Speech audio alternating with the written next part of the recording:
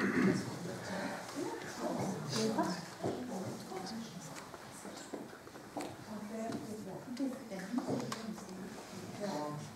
tā, jūs priekšā būs ģeniālākā izrāde, kas ir tapusi visilgākajā laikā, nepilnu 10 minūšu laikā, bet jūs zināt, ka lieliem māksliniekiem ir garas pauzes un arī īsas darbs.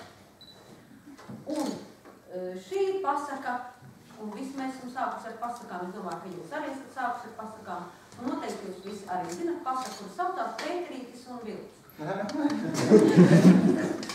Un šī pasaka būs mūsu režijā, kā jūs zināt, režisori reizēm mēdz izmainīt darbojošos personu tēlus un vispārējo. Un arī mēs pieņemiet par labu, esam tādu, kāda mums šī pasaka būs.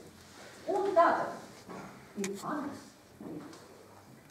Pēterītis apstās vārtiņus un iznāk zaļā ļāvā.